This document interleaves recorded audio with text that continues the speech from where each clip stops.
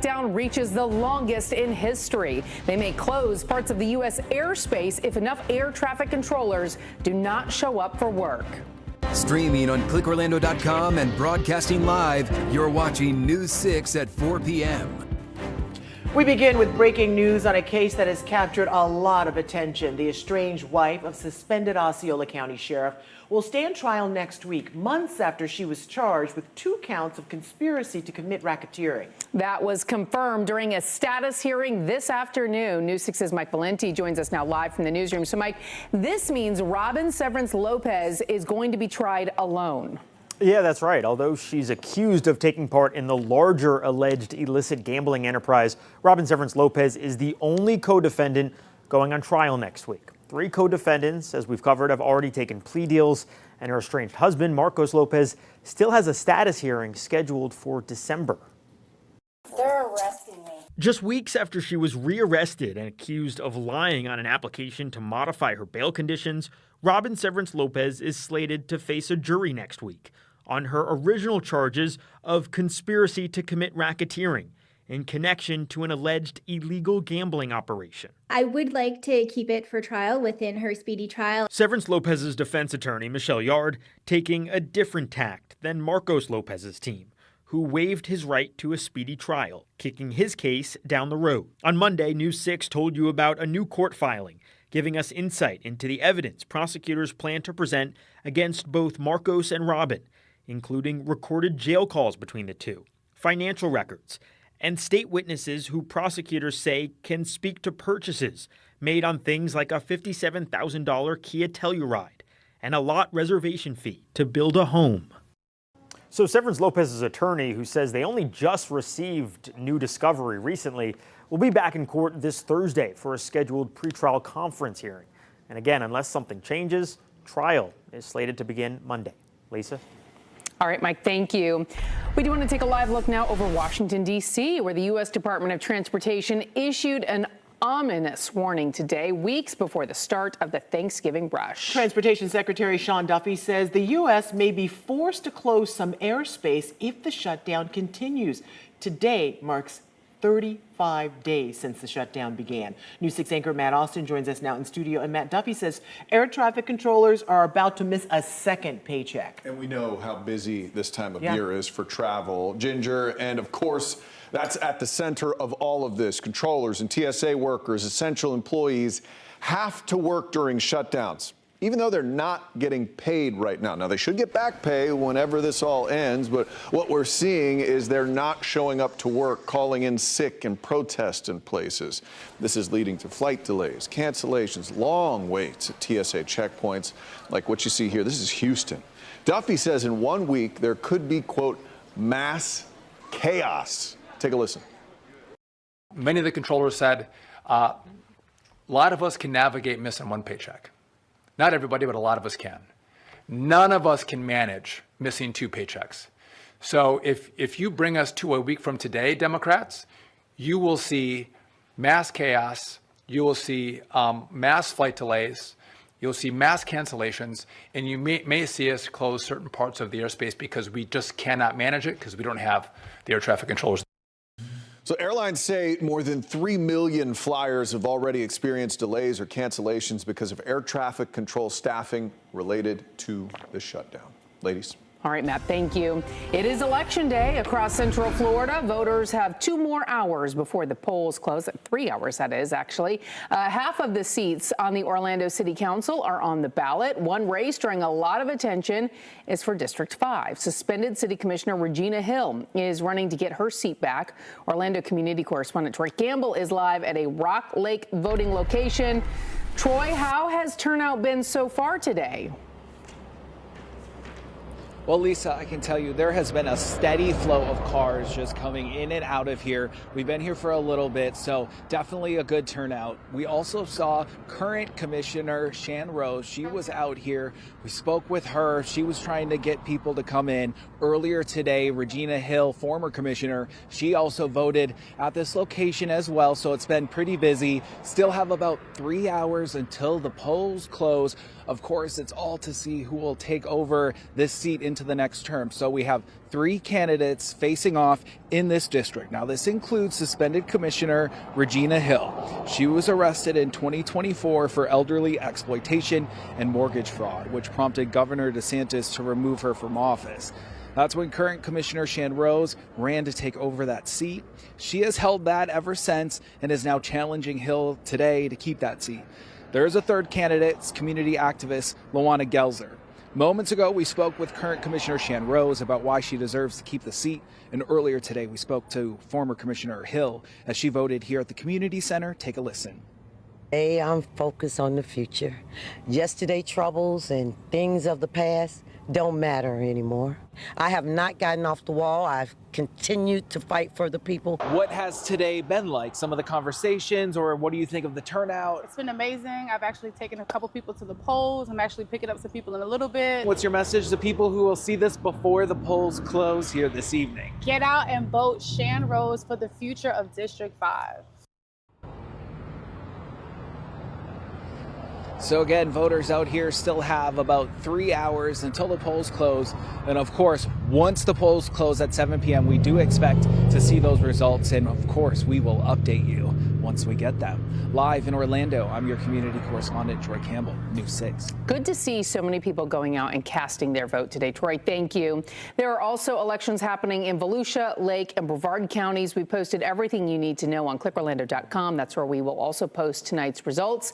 Again, the polls are open for about another 3 hours. They close at 7 p.m. tonight. Parents are gathering right now in hopes of saving a Brevard County school from closing. Your Cape Canaveral community correspondent James Barbero is live at City Hall, and James, parents there hope to get help from city leaders. Hi, Ginger. So they've talked to me, they've talked to the city council, they've reached out to the school board, and now the parents, as you can see, they're filling the room right here at City Hall, having a town hall, hoping they don't lose their children's school. I'm a parent at Cape View Elementary. I wanted to speak to you guys about the school, and here it comes. A woman nearly gets emotional the last time Cape View Elementary School parents addressed members of the Cape Canaveral City Council. That was during a regular council meeting 2 weeks ago. Now those concerned parents of 270 students are back at City Hall to tell leaders more about why they want to keep their school open. We've got a school that went from 400 kids down to 200 kids over 10 years. What are we going to do? Brevard Public Schools could close Cape View at the end of this school year and then send students to Roosevelt Elementary School in Cocoa Beach. The district blames Cape View's declining enrollment on an older population. In Cape Canaveral, the average age is 59 now, and on vacation rentals. Now, after my first 2 stories on this big debate in my neighborhood, Airbnb contacted me. This email they sent me reads, quote, "There is no credible evidence that short-term rentals lead to lower school enrollment. Recent reporting also shows public schools across Central Florida are experiencing declining enrollment as families take advantage of Florida's Universal Voucher Program, which pays for eligible students to receive a fully funded private or homeschool education." This school has been here for more than 7 decades now. Whatever the reason for fewer students here, Cape View's PTO president told me last month how much the school means to this community. It's Cape Canaveral's only school, and Rajesh Ravisankar said about 9 out of 10 students walk to school or ride their bikes, so he thinks changing schools would be a big disruption. Transportation is going to be a huge problem. Plus, I am thinking on the lines of potential economic impacts from the closure of the school to Cape Canaveral. And I'll bring you back in the room now, live at City Hall. I just heard another emotional parent talking, addressing this town hall right now. The town hall is being led by Mayor Wes Morrison. Now, the mayor tells me he supports the parents who want to keep the school open. So this town hall is going to be very interesting because also in attendance is Brevard Public School Superintendent, Dr. Mark Rendell. So everybody, we're going to keep you updated on what's said in here coming up at 5 o'clock and 6 o'clock. And then later this month on the 18th, the school board takes up the debate again at a meeting. Live in Brevard County, I'm your Cape Canaveral community correspondent, James Sparvero, News 6. All right, James, thank you. Now to the cleanup from the historic flooding in Lake County. Wolf Branch Road was one of several roads that washed out. County leaders are now providing an update on the critical road repairs as well as repairs on Britt Road. Your Lake County community correspondent Emily McLeod joins us now live from Wolf Branch Road. So, Emily, the county says they have made some progress. Yeah, and hopefully that'll be some welcome news for people who use this road frequently. Now, we know people are frustrated because this is the second time in a little more than a year that this same spot on Wolf Branch Road washed out. You can see some of the equipment that's been out here today working on this road. The county sent out a release earlier today saying Wolf Branch could reopen in 4 weeks. We spoke with Lake County Commissioner Leslie Campion earlier today. She says in addition to repairing both Wolf Branch and Britt Road, they're also putting in some enhancements to prevent washouts in the future. We're making some tremendous improvement. Signs of progress on Wolf Branch Road. Wolf Branch was washed out during Hurricane Milton in 2024 and then again a year later after historic amounts of rain swept through Lake County in late October. We've got about 10 people on the job right now. We're making a lot of progress. We're making some enhancements and improvements to that road as we're rebuilding it.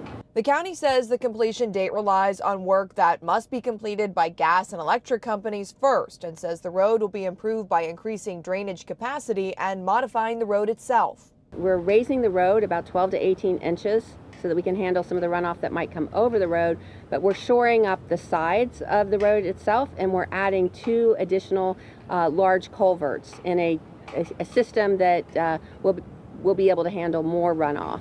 Lake County Commissioner Leslie Campion also giving an update on Britt Road repairs. Britt Road has been shut down since it was washed out during Hurricane Milton in 2024. The county took a big step forward back in August when it approved the purchase of the land needed to fix Britt Road for $675,000. That was a big holdup. That basically was the last 12 months we were working on that, finally getting that worked out.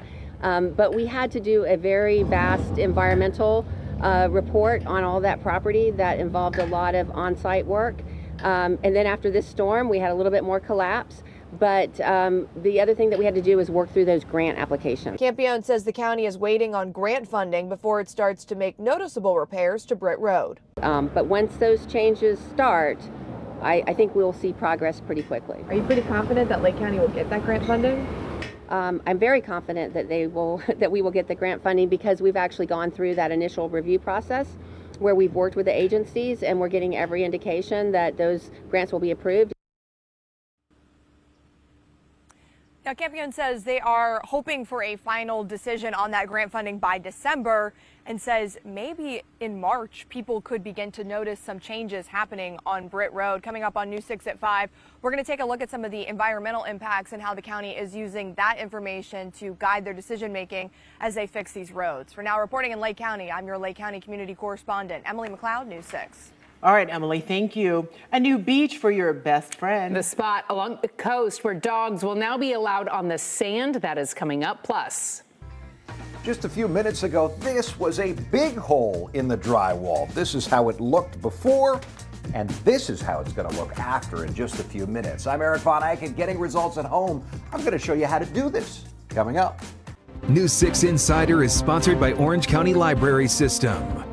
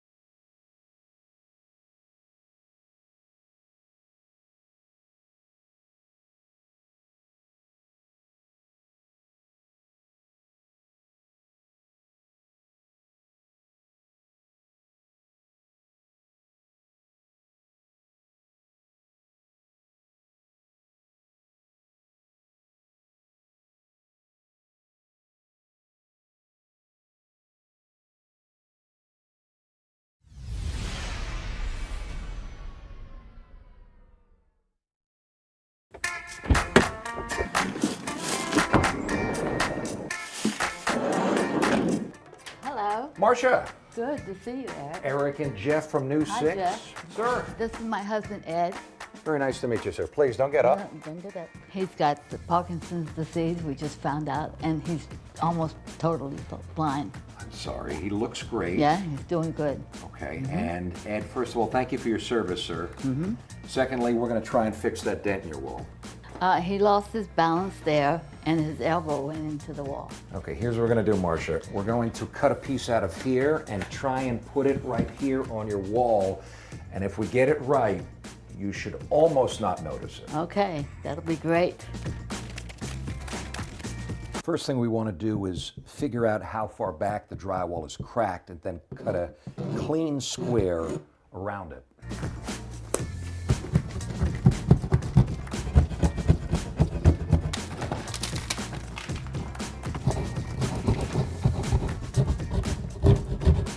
So now that we got this opened up, you can see it's a fairly large hole. So we're going to need some sort of backing here to support the new piece of drywall.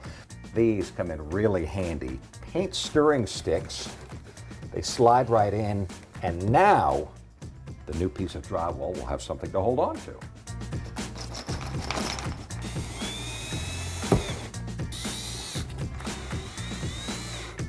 So now that we have the bracing in the hole, we have to cut the patch to fit the hole.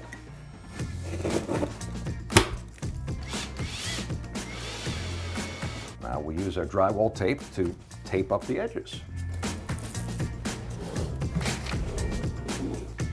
Now to fill in the gaps and cover the screw holes, we got something called 5-minute mud. It's a patching compound that's supposed to set in about 5 minutes.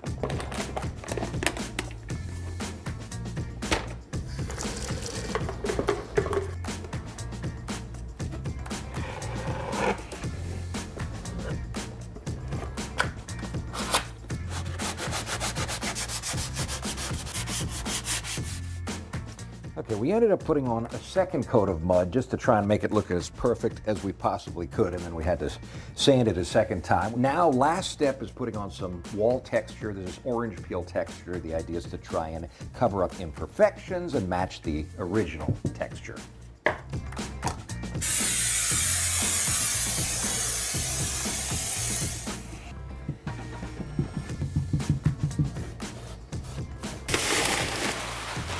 And that's it. Marcia, now you can look. All right. Oh, thank you. That looks so great. Fantastic job. I gotta be honest with you, I don't even know where the hole No, is not or at was. all. Now I won't have to look at it anymore. Very happy we could help Thank you you. ahead.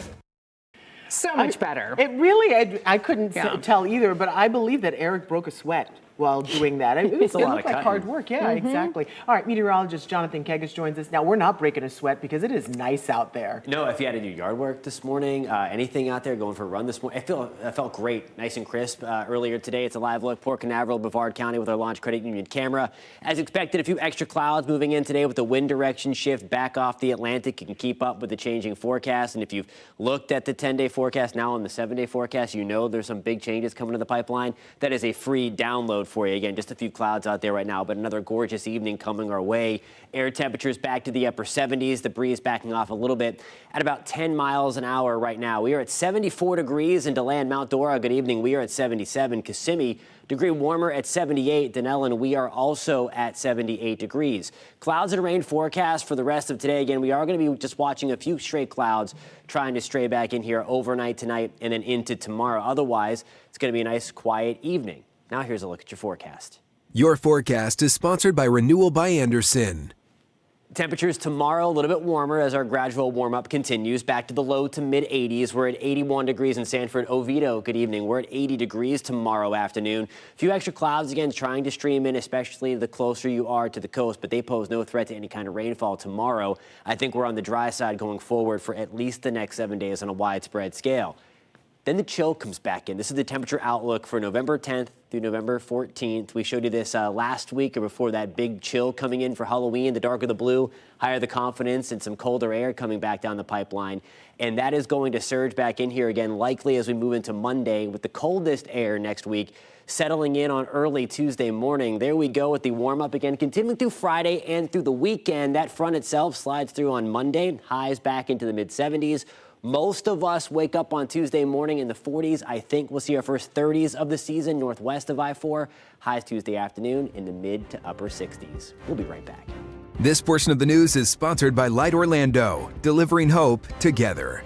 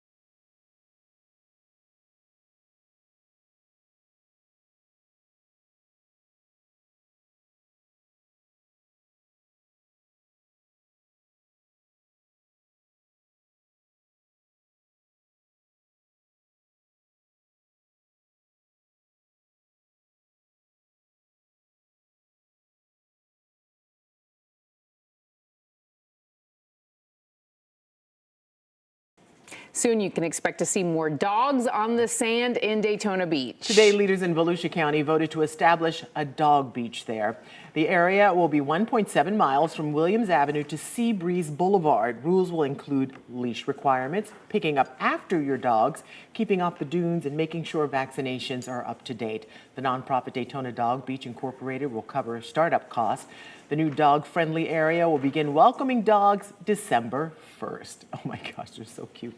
And with the government shutdown on track to become the longest in U.S. history, there are questions about when people will get their SNAP payment. How the delays are impacting us here in Central Florida and what leaders are saying about that, that's next. And it's been close to a month since the deadly shooting involving a 15 and 16-year-old in Orange County. Coming up, I will share how a mentoring program is trying to keep teens in school and away from jail.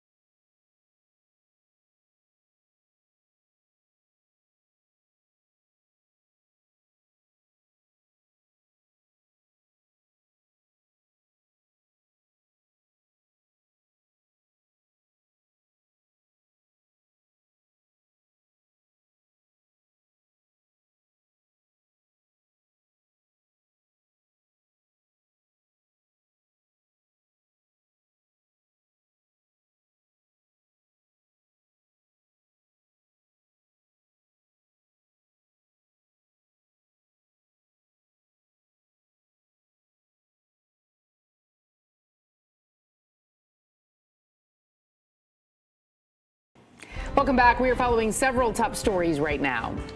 The estranged wife of suspended Osceola County Sheriff will stand trial next week, months after she was charged with 2 counts of conspiracy to commit racketeering. That was confirmed during a status hearing today. Robin Severance Lopez remains in jail after a judge revoked her bond following her most recent arrest. Right now, leaders in Cape Canaveral are holding a special meeting to formally oppose a possible closure of an elementary school. Brevard Public Schools is considering shutting down Cape View Elementary because of low enrollment.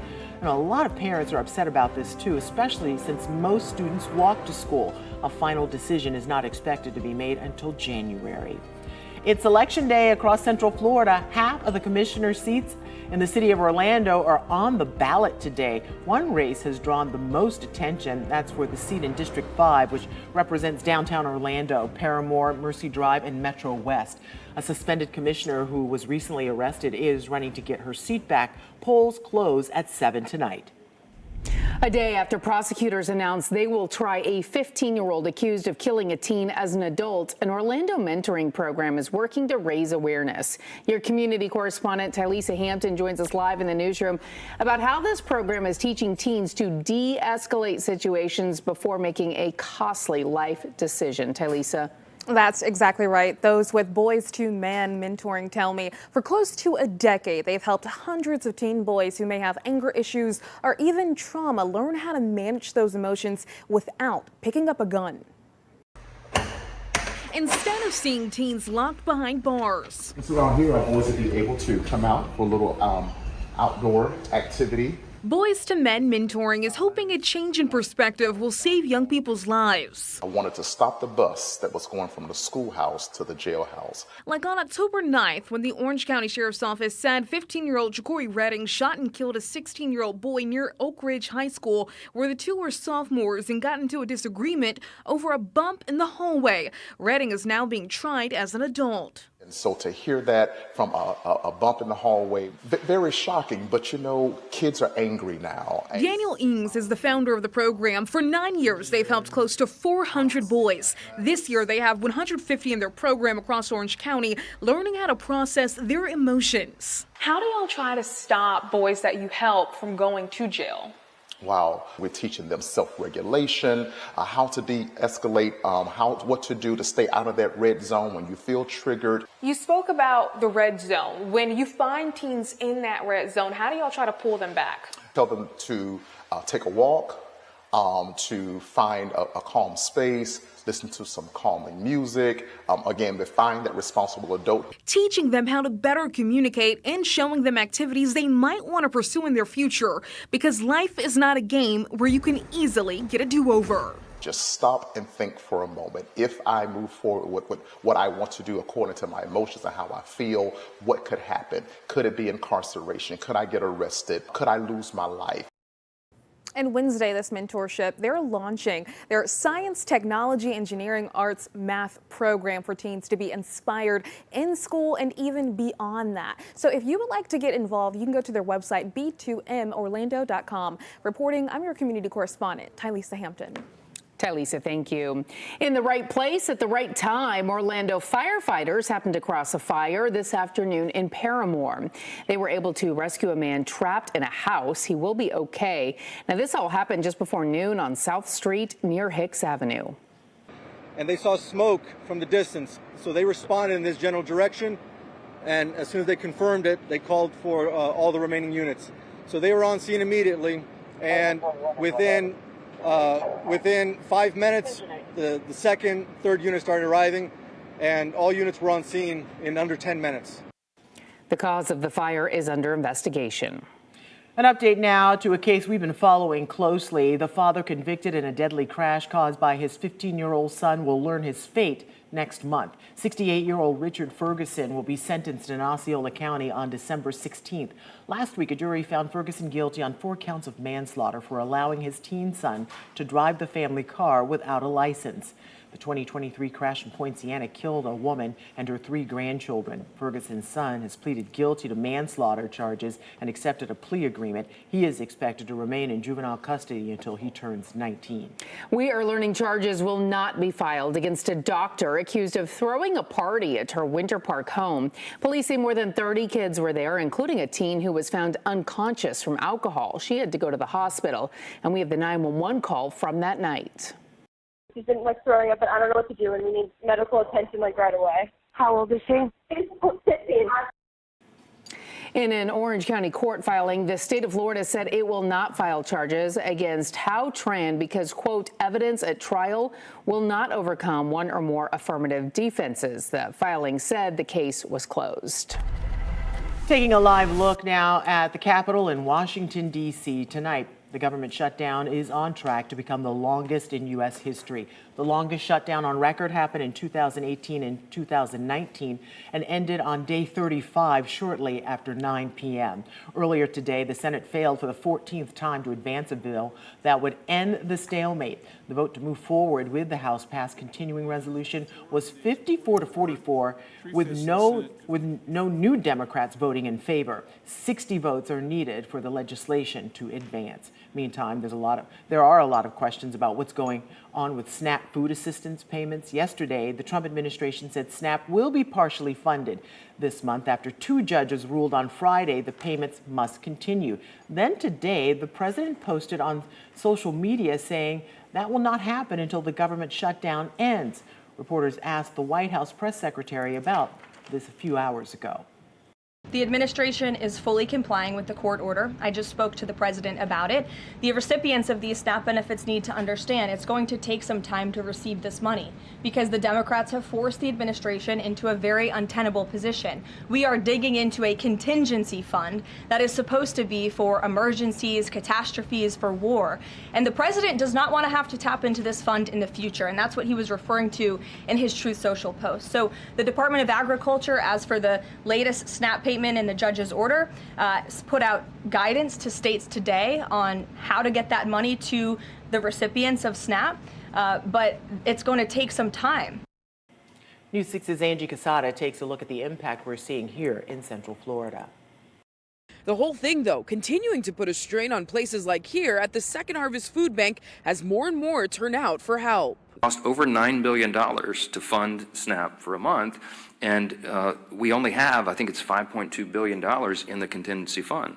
So you have a big shortfall. More than 40 million Americans rely on SNAP, including nearly 3 million in Florida. But those benefits didn't go out at the first of the month as the shutdown of the federal government continues. I have to decide whether to put gas in my car or buy something to eat. So far, though, no timeline has been given for when partial payments will hit cards. That has Democrats in Florida calling on Governor DeSantis to declare an emergency and use state funds to make up the funding gap. But DeSantis was quick to dismiss the idea Monday, instead calling on Democrats in the Senate to stop blocking the clean funding bill to reopen. These Democrats are holding up the funding, and that the state of Florida should just all of a sudden create our own program to mimic it. First of all, we wouldn't be able to administer something. I mean, it would take a long time. So the easiest solution to it, if this is something you're concerned about, is that they should stop holding up the funding for the program.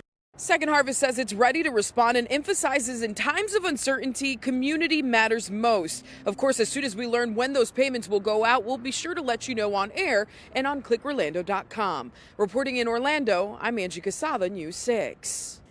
Friends, family, and politicians are mourning the death of former Republican Vice President Dick Cheney. According to a statement from his family, Cheney passed away last night. They say he died due to complications of pneumonia along with cardiac and vascular disease. Cheney was in the White House with George W. Bush for 2 terms between 2001 and 2009. Cheney is survived by his wife Lynn, his 2 daughters, and 7 grandchildren. Dick Cheney was 84 years old. Not only is it election day here in Central Florida, but there are some big elections happening across the country. There are a lot of eyes on the race for New York City's next mayor. Democrat Zohran Mamdani faces a challenge from former Governor Andrew Cuomo, running as an independent, and Republican Curtis Sliwa. Last night, President Trump threw his support behind Cuomo. The president opposes Zohran Mamdani. The president believes Zohran Mamdani is a communist. He believes he's an existential threat. It is time now for a new day in our politics, and it is an honor and a privilege to be a part of a movement that has fought every single day to bring that day forward. In neighboring New Jersey, polling shows a competitive race between Democratic Congresswoman Mikey Sherrill and former Republican State Assemblyman Jack Ciattarelli for governor. Now to a warning you need to hear before applying for a loan online. I'm News 6 investigator Louis Bolden. A Central Florida couple is out of thousands of dollars after applying for a loan online. The couple believes their bank did not support them, but the bank says customers should be vigilant about scams. We'll have the story coming up. And as we head to break, we want to remind you to check out our primetime schedule on News 6 Plus. We have a new take on the day's news on News 6 tonight. That's at 9. Go in depth as we answer your weather questions at 9:30, then watch the late news an hour earlier. It's all tonight on News 6 Plus. Download our streaming app for free. Search WKMG in your smart TV's app store. It's also available on Roku, Apple TV, and Fire TV.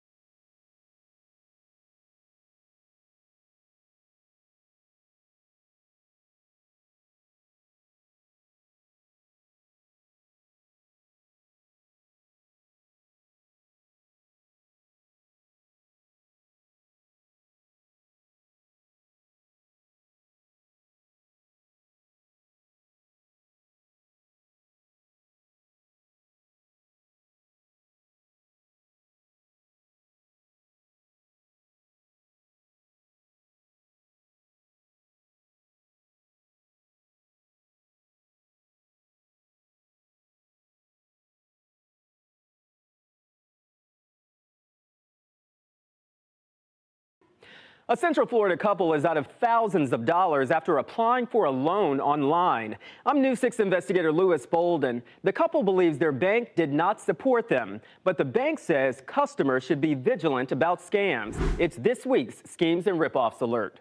I don't want other people to go through what I went through. It's hard. When Vanessa Cox looks at the pages of messages and bank transactions, she still can't believe it happened. I'm dealing with it every day, and it's hard for me not to think about the money that I lost. Cox was on social media when an ad came up for a loan with Greenish Credit and Lending Corporation, but it was not the real company. She says she clicked, applied, and was immediately approved. They offered me the 0.25 interest for like a $20,000 loan. I said, that's a good deal. The fake company sent her a loan endorsement letter and assigned a fake loan officer, Anika Mabanta, who told her there was a processing fee of $650, which she sent. They told me that the bank account I sent to them is completely wrong. In order for you to correct your bank account, you're gonna send $650 just to correct it. Long story short, over the next few days, there was always a reason for Cox to send more money,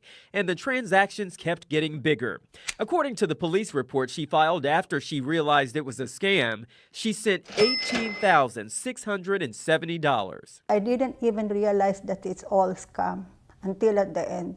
Many of the transactions were made with her debit card. When she tried disputing them with her bank, she got this letter saying there was no unauthorized activity and her claim was denied. I feel like abandoned by my bank because of my bank refused to help me. News 6 contacted Capital One. A spokesperson said they cannot discuss individual clients, but sent us this statement reading in part, "We are committed to protecting our customers and their finances, which includes attempting to recoup funds when we are able." End quote. If you've been the victim of a loan scam, experts say file a police report, watch your credit report, and consider a credit freeze with all 3 credit bureaus. Remember, don't fall for the scheme, don't get ripped off, but if you do, email me at theinvestigators@wkmg.com. I'm Lewis Bolden, News 6. All right, make sure you look up at the sky tonight to see the second supermoon of the year. The November full moon is traditionally called the beaver moon. It's a name that dates back to the time when beavers were busiest preparing their lodges for winter. For the best experience, plan to watch for the supermoon this evening or tomorrow night as the moon rises in the east. That's when it will appear especially large and golden on the horizon. And we get sunset a lot earlier now too. And once you see that supermoon, snap a picture for us or get video of it. Then go to clickorlando.com/pins and post it. They could end up right here on TV. You can also open your camera app, scan the QR code you see on your screen right now and click the link.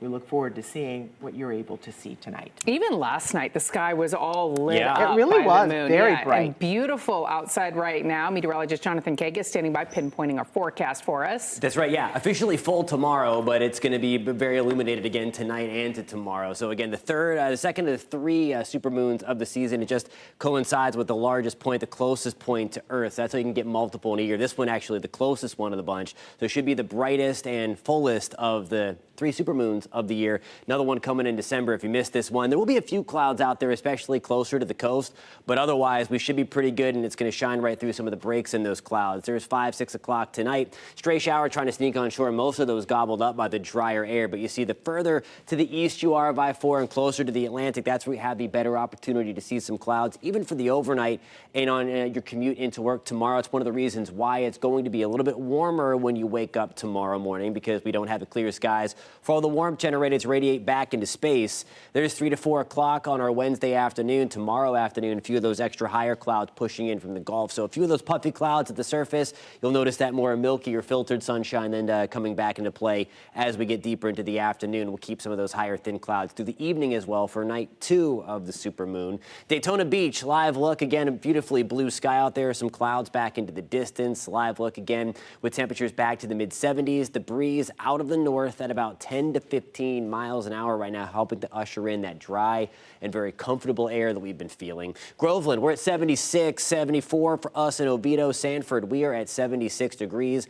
And because of the extra clouds and the change in the wind direction, it's not going to be as cool. Some may still want the light jacket tomorrow, but certainly it's not going to be as chilly as what we woke up to this morning. We're back to the mid-50s in Ocala, 63 degrees in Kissimmee, Holopaw. Good evening. We are back to 63 as well. Now here's a look at your afternoon. Your forecast is sponsored by Ramjack. Temperatures back to the low to mid 80s. We'll see a few passing clouds. Again, those extra higher thin clouds come back in for your afternoon, but a couple of notches warmer than where we were today. And we're going to keep that warming trend rolling right on through the next several days before we really watch the bottom fall out in the temperature department. Average high temperature this time of the year hanging around 80 degrees. Tomorrow, or Thursday, I should say, we're back into the lower 80s. Friday into Saturday, also Sunday, we're a few notches even warmer above that, back to the mid to even upper 80s. Big cold front comes in on Monday. That's going to take temperatures back to the low to mid 70s, even cooler on Tuesday.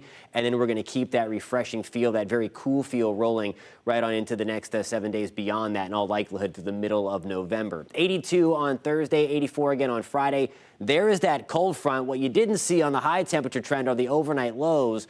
I think we're going to have a good shot at widespread mid-40s when you wake up next Tuesday, a week from today. And I think Tuesday will also feature the first 30s of the season. That's going to be northwest of I-4, mainly for us into Marion County, guys. Yeah, that goes beyond refreshing. That's cold. That's a little chilly. Thank you, Jonathan. Well, would you move out of Florida? What a new poll is saying about Floridians thinking about leaving the Sunshine State. That's next. As we take a live look at Mount Dora, you're watching News 6. We'll be right back. Coming up in the morning, keeping people safe on the streets. The local city set to extend one popular security program. Plus, all the results and reaction from election night, both here at home and across the country. We'll see you for News 6 mornings starting at 6.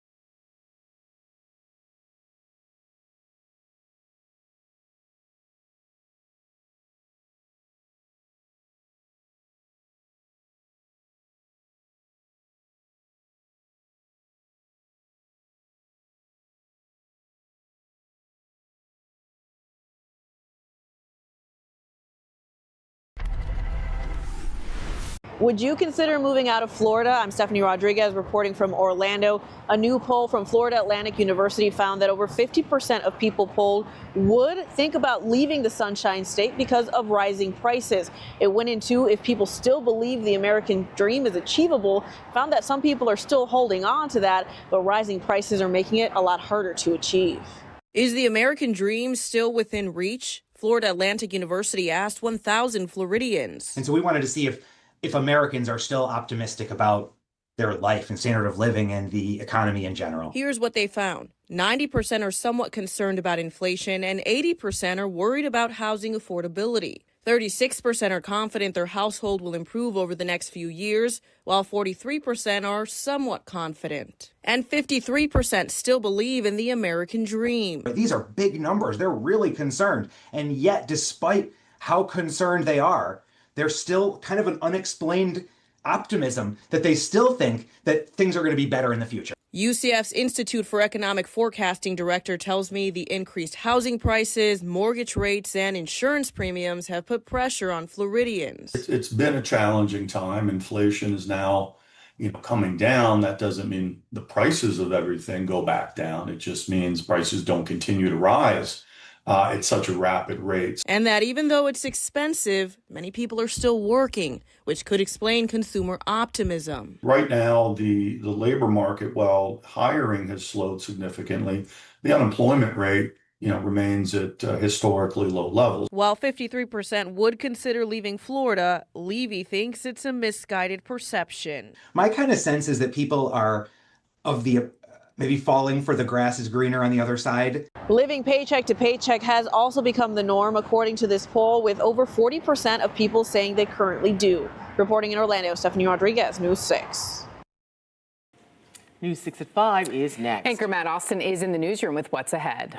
Well, some new findings out of Seminole County that's faced ongoing auditing, what the mayor was saying about those findings. And we'll take you out live. You got to see polls across Central Florida looking at what's on the ballot in some controversial races. And later, the latest community to talk about letting you bring your dog on the beach. We're going to break down that proposal coming up, and your forecast is only minutes away. Don't forget, you can stream all of our newscasts and live cameras like this one at Port Canaveral for free anytime on News 6 Plus.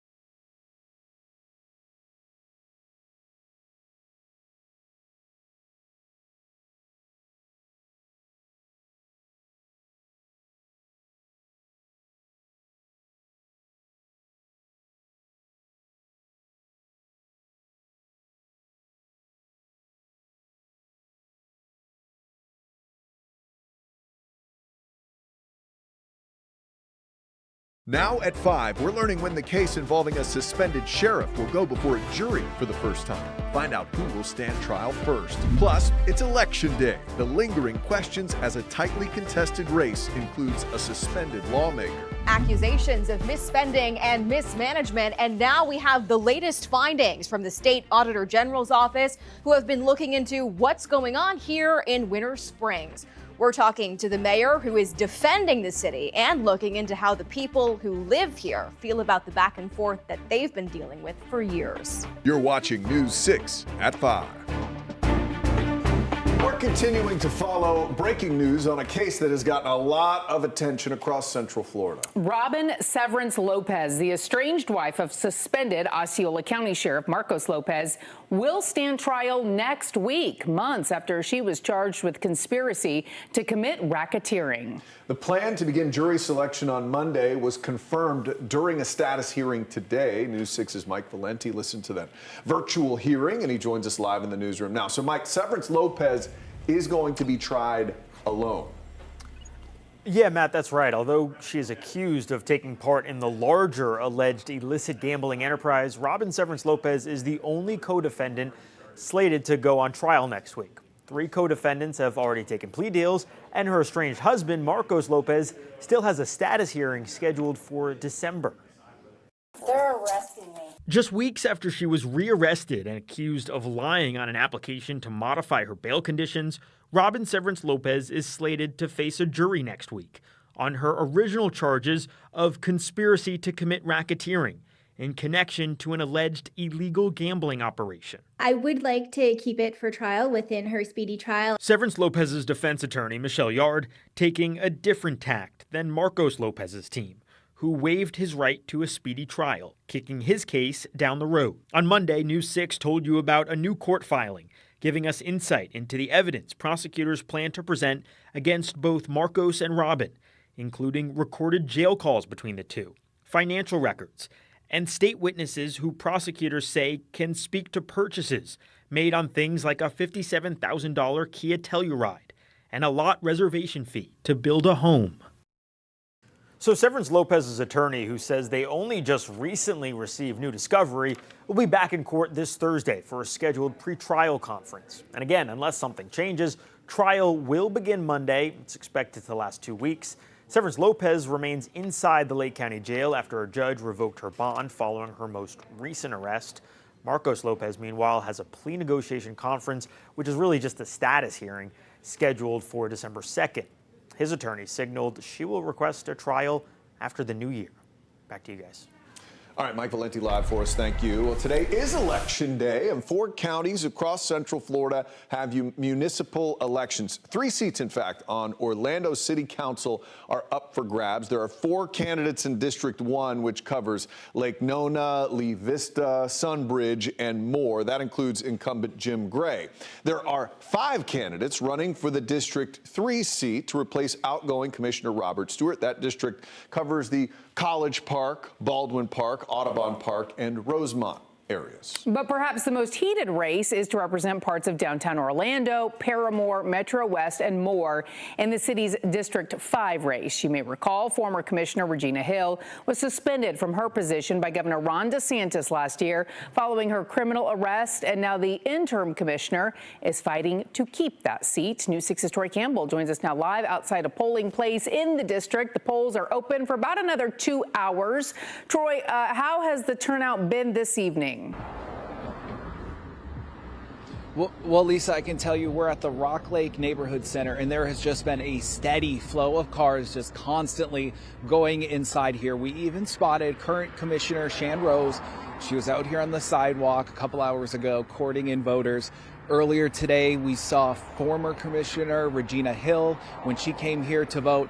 Now we have about 2 hours left until the polls close here to figure out who will be taking over this seat into the next term. So we have about 3 candidates in this race for District 5. Now this includes suspended Commissioner Regina Hill. She was arrested in 2024 for elderly exploitation and mortgage fraud, which prompted Governor Ron DeSantis to remove her from office. That's when current Commissioner Shan Rose ran to take over that seat. She has held it ever since and is now challenging Hill today to keep that seat. there is a third candidate, community activist Lawana Gelzer. Moments ago, we spoke with current Commissioner Shan Rose about why she deserves to keep her seat. And earlier today, we spoke to former Commissioner Hill as she voted here at the community center. Take a listen. Today, I'm focused on the future. Yesterday's troubles and things of the past don't matter anymore. I have not gotten off the wall. I've continued to fight for the people. I've been purpose, presence, and putting the people of District 5 first. Those are my 3 Ps, and I live by them. I tell folks that I've been serving with honesty, integrity, and transparency. If I know something, you all know something. All right, so again, we're out here. There are a steady flow of cars. Polls still scheduled to be open for 2 more hours, scheduled to close at 7. That's when we expect to get some results. And of course, once we get those, we will keep you updated. Live in Orlando, Troy Campbell, News 6. Back to you. All right, Troy, thank you. We're also following municipal elections across 3 other counties in Central Florida tonight. Maybe the one we've covered the most is for Groveland's District 4 City Council seat. Michael J. Cox and Jim O'Neill were the top vote getters in an August election in a 3-way race against incumbent Judith Fike. Fike made headlines over the summer after the city's vice mayor brought up several tweets allegedly written by Fike. The mayor called them, quote, hateful and racist. Fike maintained some of those posts were not written by her. She was removed from her seat, but a court ordered her to return, saying neither the city charter nor the ethics policy allowed for that removal. She wasn't the only candidate with a controversy in the race either. Jim O'Neill is facing both criminal and civil lawsuits. He is accused of seeing a man driving at what he thought was a high rate of speed through a neighborhood, decided to follow him. A confrontation ensued with O'Neill telling officers he pushed the man and accidentally headbutted him. Police called the claim of an accidental headbutt unlikely, given the height difference between the 2 men. We have a full breakdown on what's on the ballots in Brevard, Lake, Orange, and Volusia counties at clickorlando.com. Happening right now, the Cape Canaveral City Council is holding a special meeting. On the agenda, discussion over the fate of the city's one and only elementary school. As we take a live look inside City Hall, where parents and supporters are speaking about what the school means to the community. Now, to get you up to speed on this, Brevard Public Schools could close Cape View Elementary School at the end of this school year due to low enrollment. Students would be sent to Roosevelt Elementary School in Cocoa Beach. We moved here specifically so that my son could go to Cape View. We were in Melbourne and we felt like we needed a change and he needed some smaller school, and this school was an A-rated school. I was also a military rat in military. I've been all over the world and I've never seen a community and a school that is this well done, tight-knit, and just good. The district blames Cape View's declining enrollment on an older population. The Cape Canaveral average age is 59 years old. The district also blames vacation rentals, something Airbnb actually responded to, saying in part, quote, there is no credible evidence that short-term rentals lead to lower school enrollment. The school board is set to talk more about its proposal to merge the schools at a meeting on the 18th. Well, the ongoing government shutdown will become the longest in U.S. history. Today marked 5 weeks since the funding lapse began, tying the record for the longest shutdown. With the Senate vote already failing today, the record will be broken tomorrow. But there's new confusion about the ongoing impact of the shutdown. A day after the White House said it will comply with a federal judge's ruling to fund SNAP benefits in November, President Trump posted on social media this morning that SNAP benefits will be given, quote, only when the radical left Democrats open up the government and not before. But the president's press secretary said the White House will follow that court order. We are digging into a contingency fund that is supposed to be for emergencies, catastrophes, for war. And the president does not want to have to tap into this fund in the future. And that's what he was referring to in his Truth Social post. So the Department of Agriculture, as for the latest SNAP payment in the judge's order, put out guidance to states today on how to get that money to the recipients of SNAP. But it's going to take some time. So with uncertainty around when that contingency money will get to SNAP beneficiaries, and again, there's not enough money in the fund to fully cover SNAP benefits. Local resources are having to step in. Coming up in about a half hour, we're going to take a look at the support for people living in Volusia and how those with a little to spare can help neighbors. We are learning the state has updated its ongoing audit of Winter Springs, where the city has been accused of mismanagement and misspending tax dollars. The mayor has been defending the city, but some residents have remained frustrated, and state auditors have stepped in again with their findings and recommendations. Your Seminole County community correspondent Catherine Silver is live at City Hall. And Catherine, you have the latest review. What is it telling us? This is what the Auditor General's office recently sent here to Winter Springs. They have been looking into how this city is being run. And while the local community association says this reaffirms many previous issues that still have not been fixed, the mayor says it also shows how the city has responded and the improvements they are making. The latest findings from the Auditor General's office give more insight into what's going on behind the scenes at City Hall, where leaders here in Winter Springs have been working to address 8 key issues, 7 of which the city says have been fully or partially corrected already. They found no malfeasance, just simply told us things that we already knew or made some best practice suggestions. We asked the mayor about one issue that the state says hasn't been fixed yet. The half-century-old wastewater plant that continues to rack up thousands of dollars in fines. We have replaced our wastewater and potable water contractor that operates those plants, and we're well underway to replacing those plants. And there's still concerns about how the city has spent its share of the penny sales tax money. The state's follow-up found $103,000 spent on hurricane recovery was not specifically allowable pursuant to state law. I would disagree. These are best practices that they're recommending. There's no misappropriation or misspending of funds. These are all the systemic issues that we've been highlighting for many, many years. Jesse Phillips, co-founder of the Winter Springs Community Association, has been vocal about what he says are ongoing problems that have not been fully addressed. They did some superficial things, adopted some policies, which were good, but the systemic issues are still there.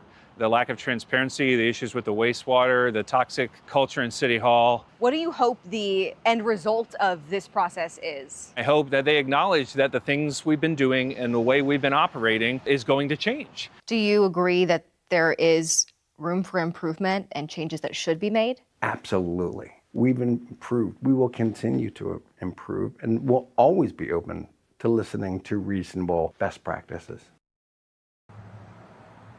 So where does Winter Springs go from here? Well, this latest review requires the mayor to respond within 30 days, and the city tells me they've already started designing and replacing that aging wastewater infrastructure, and they expect construction to start next year. I'm live in Winter Springs. Catherine Silver, News 6. Catherine, thank you. People will take their best friends with them pretty much anywhere, or at least try to. Yeah, next at 5, the discussion in one community to allow dogs on the beach, maybe. Jonathan. Well, it's a fantastic evening to walk the dog anywhere tonight. Temperatures right now into the mid-70s across central Florida. Our gradual warm-up continues before the coldest air of the season is expected to blast in again next week. We'll pinpoint that part of the forecast coming up at about 5:17 right after this break. Today's Port Canaveral Cam is sponsored by Launch Credit Union.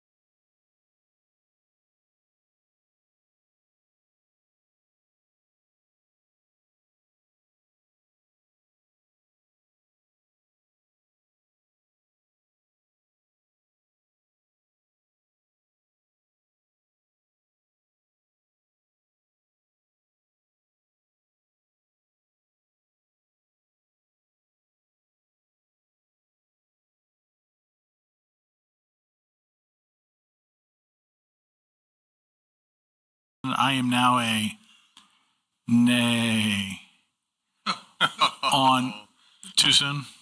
So I'm gonna pull that.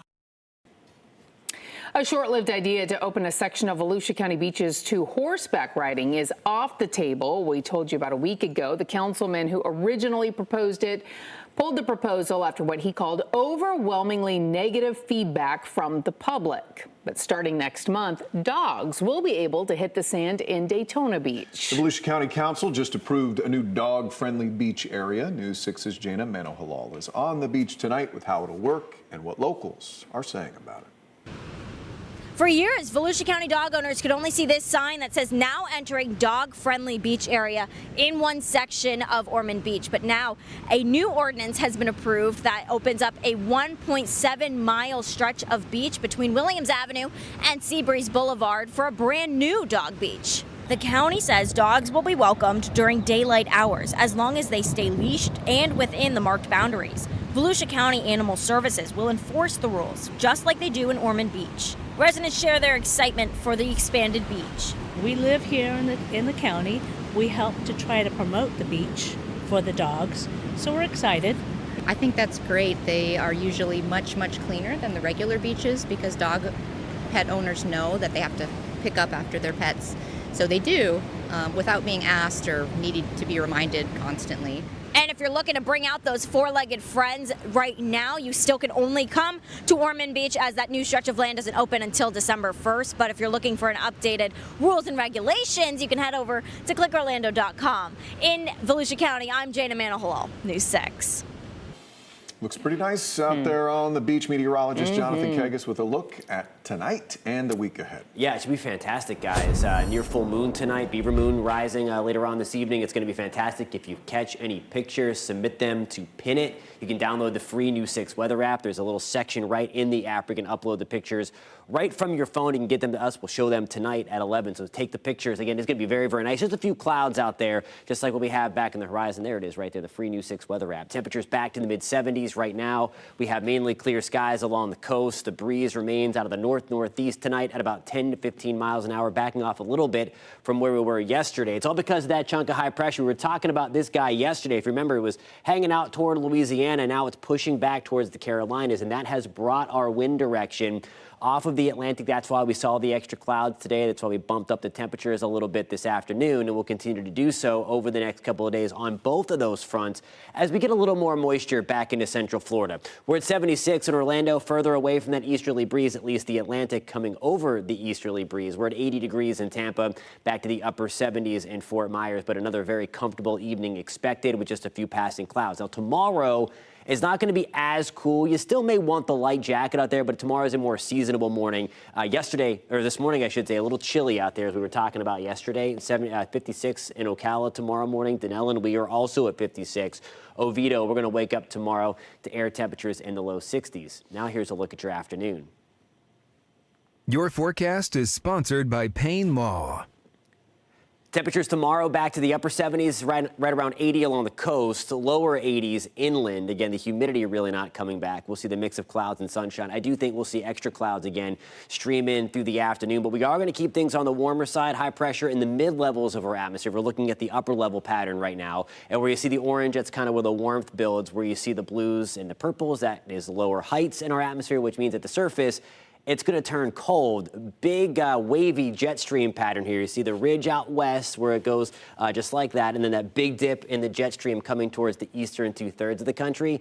That will no doubt usher in the coldest air of the season by the time you wake up a week from today. So next Tuesday morning, November 11th, how do you feel about this? Temperatures, I think, widespread in the 40s. We're going to be talking about the few 30s popping up as well, especially northwest of I-4. Could have our first round of 30s of the season. Again, areas northwest of I-4, but widespread 40s. No doubt the coldest air of the season slices back in. What is helping the tropical front and it really kind of squashing any development are these early season cold fronts and these big, gigantic cold fronts as well that are bringing in the unseasonably cool air mass. No new development expected from the National Hurricane Center over the next 7 days. We were talking about this yesterday. We were really not seeing anything out there, just a few clouds in the Western Caribbean that are already falling apart. Well, the bigger deal is Climate Prediction Center always on Tuesday issues their 2-week outlook as well. This takes us through November 25th. No new development expected in the long range either. So that puts us with just about, 5 days to go.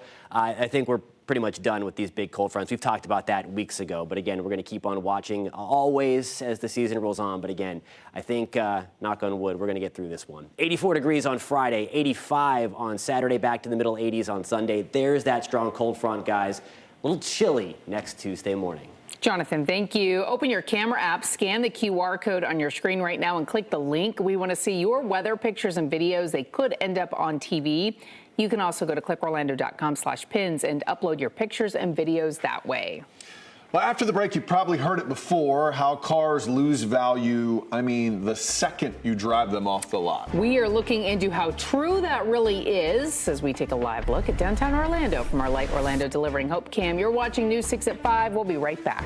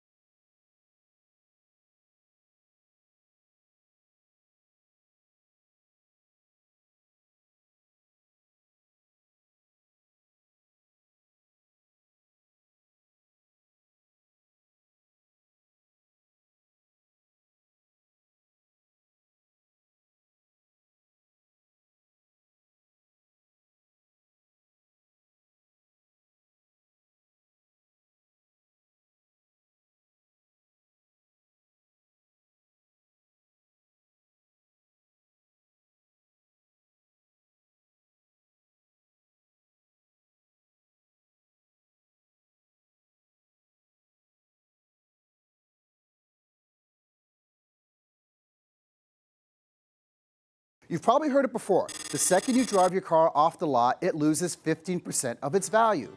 Well, in 2025, that myth doesn't exactly hold up. That new car smell is intoxicating, but like all good things, there's a trade-off. New cars depreciate much quicker than used cars. Brand new vehicles don't really lose 15% of their value as soon as you leave the dealership, but they do lose about that much in the first year of ownership. According to Kelley Blue Book, on average, you can expect your new car to depreciate about 16% in the first year, followed by 12% in year 2 and 11% in year 3. By year 5, your car's lost 55% of its purchase price. Some vehicles do hold their value better than others.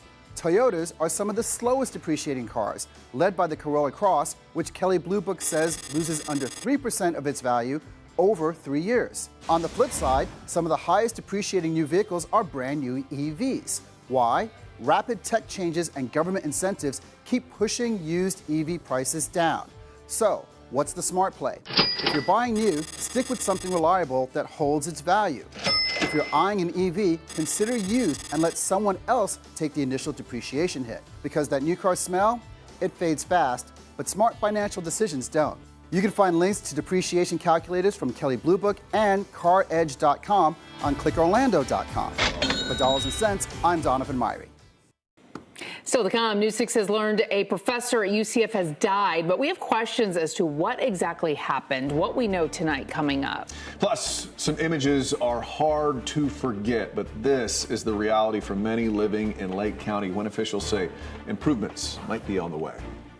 And later, we talk all the time about how many people are moving to Florida, but now we're taking a look at just how many people may be looking to leave. As we take a live look at Daytona Beach, you're watching News 6. Keep it here. We'll be right back.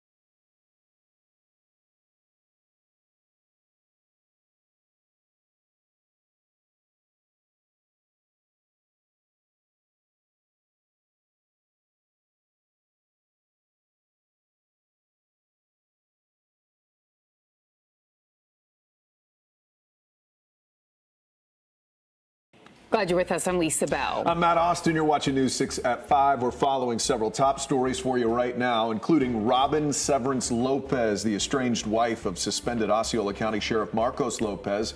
She will stand trial next week. This comes months after she was charged with 2 counts of conspiracy to commit racketeering in connection to an illegal gambling operation. Her estranged husband, Marcos Lopez, who is also charged in the case, likely won't go on trial until after the new year. Today is Election Day, and 4 counties across Central Florida have municipal elections. In Orlando, voters will choose new city commissioners in Districts 1, 3, and 5. In District 5, suspended Commissioner Regina Hill is fighting to get her old seat back from interim Commissioner Shan Rose. Polls close at 7 tonight. The Cape Canaveral City Council is discussing the fate of the city's one and only elementary school. Brevard Public Schools could close Cape View Elementary School at the end of this school year due to low enrollment. Students would be sent to Roosevelt Elementary School in Cocoa Beach. The school board is set to talk more about this at a meeting on the 18th. Hear from the community coming up at 6. Well, some good news here finally for people in Lake County. The county says Wolf Branch Road could reopen in 4 weeks after it washed out as a result of last weekend's historic rainfall. But this isn't the only road the county is now working to fix. Nearby Britt Road was also washed out since Hurricane Milton back in 2024. Your Lake County community correspondent Emily McLeod has been covering the impacts from the rainfall for more than a week now. Emily, a lot of people have been frustrated by both of these washouts. Right, and the thing is about these washouts, they're really not that far away from each other. Both of these washouts on Britt Road and Wolf Branch have really impacted how people get around the county. Now, this is the second time this section of Wolf Branch Road has washed out. The first time, as we mentioned, was during Hurricane Milton a little more than a year ago. But now the county says they're looking at environmental factors as they rebuild both of these roads to make sure this doesn't happen again. We're making some tremendous improvement. Signs of progress on Wolf Branch Road. Wolf Branch was washed out during Hurricane Milton in 2024, and then again a year later after historic amounts of rain swept through Lake County in late October. We've got about 10 people on the job right now. We're making a lot of progress. We're making some enhancements and improvements to that road as we're rebuilding it. The county says the completion date relies on work that must be completed by gas and electric companies first, and says the road will be improved by increasing drainage capacity and modifying the road itself. We're raising the road about 12 to 18 inches so that we can handle some of the runoff that might come over the road, but we're shoring up the sides of the road itself, and we're adding 2 additional large culverts in a system that will be able to handle more runoff.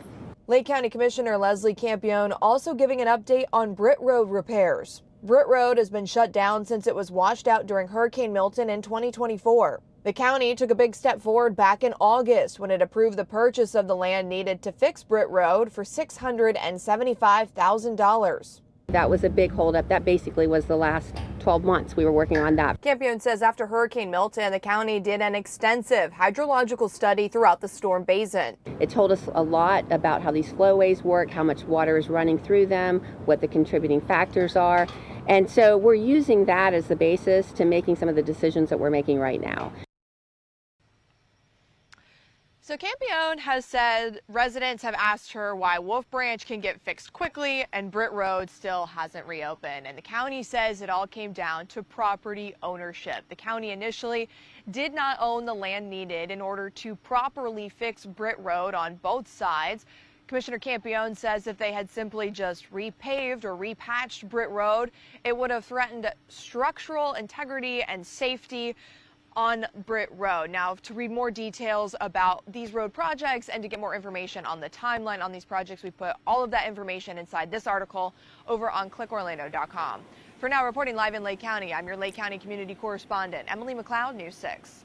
Emily, thank you. Lake County officials want to hear from you on how to best prepare for another intense rain event like this one.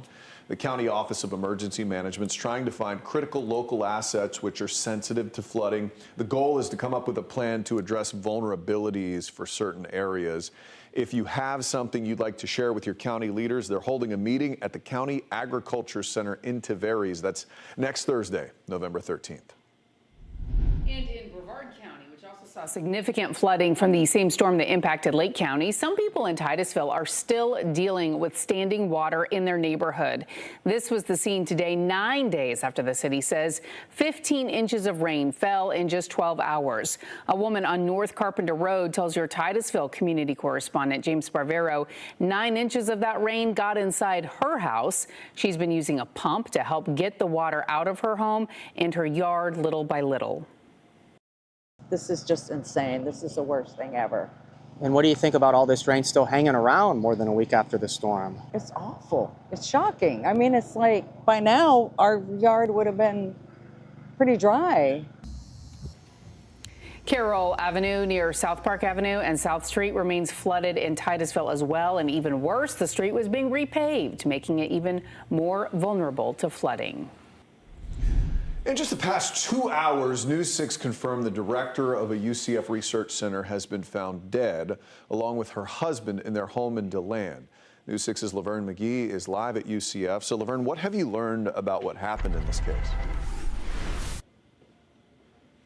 Well, I've been talking to people here at UCF. They're not allowed to say anything, but they are taking names and numbers for people who are inquiring, and they're actually just feeling heavy from what I've observed. The University of Central Florida has Padmini Kupama Waldron, PhD, listed as the director of the Office of Honors Research in the Burnett Honors College, and that Dr. Waldron holds master's and doctoral degrees in political science and French.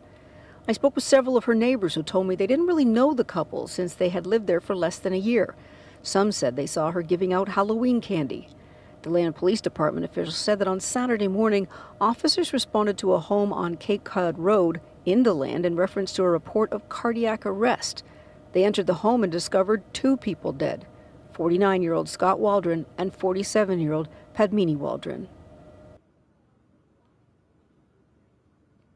And if you have any information at all, DeLand Police are asking you to please contact them. Reporting live in Orlando, Laverne McGee, News 6. Laverne, thank you. We told you yesterday that a 15-year-old accused of shooting and killing his classmate will be charged as an adult. The whole thing started when the two bumped shoulders at school earlier in the day. Now, an Orlando mentoring program is stepping up to try to create some solutions for issues like these. Your Orange County community correspondent Tylisa Hampton joins us now live in the newsroom. And Tylisa, this program is teaching teens to de-escalate situations before making a costly life decision.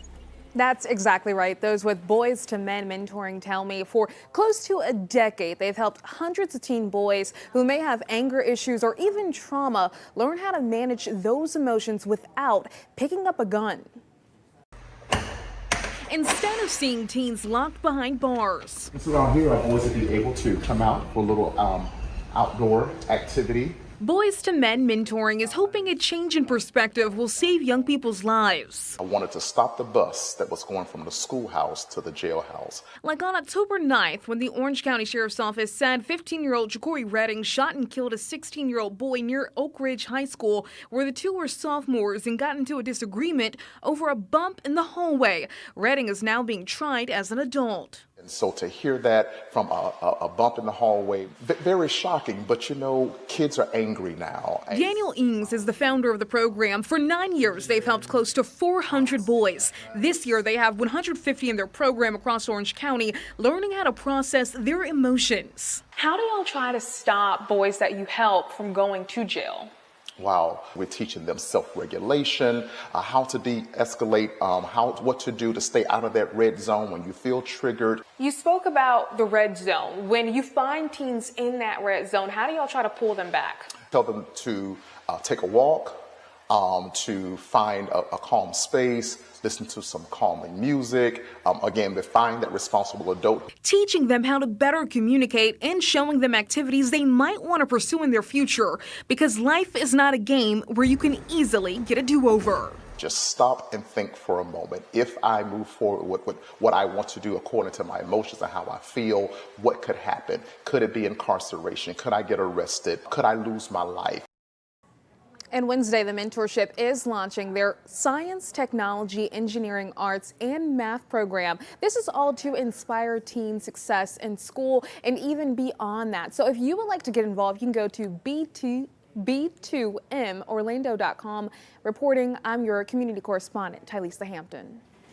Tylisa, thank you. We told you earlier the White House is maintaining it will comply with the federal judge's ruling to fund SNAP benefits for the month of November. But how much money people will receive and when they will get it remains up in the air, leaving millions of people in Florida with questions on how to feed their families. As News 6's Jana Manohalal shows us, help is on the way for people living in Volusia County from within the community.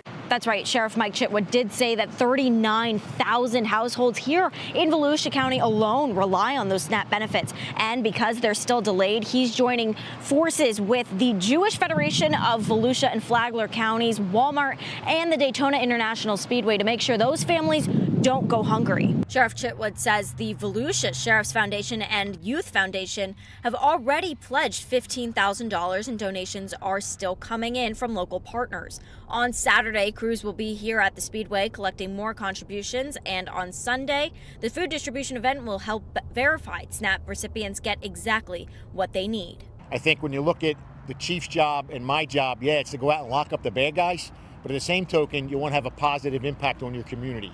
And when you look and you're talking about 39,000 households in Volusia County, over 80,000 or more individuals that are affected by this, part of our job is to have that positive impact. We have an opportunity to be part of a miracle, an opportunity to come together and show the world, really, and our friends and neighbors, that we don't just talk the talk here in Volusia County. We are going to walk the walk and feed the hungry. So just to recap, Saturday is going to be the day that people can come and donate items, but Sunday is going to be that day for SNAP beneficiaries to come and actually pick up those donated items. Now, if you want to see more information on how you can donate and how you can volunteer for this, you can head to clickorlando.com. For now, in Volusia County at the Daytona International Speedway, Jana Manahol, News 6.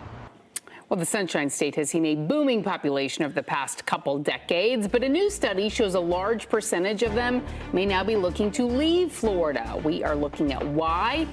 And it's not the weather, Jonathan. I was going to say they'd be moving to probably worse weather, the best weather in the country, arguably right here. Temperature is nice and comfy this evening. We'll see warmer days ahead before a big blast of colder air. Next week, we're going to pinpoint that part of the forecast at about 5:47. And later, the Good Samaritan who stepped up to help two people caught on a burning boat.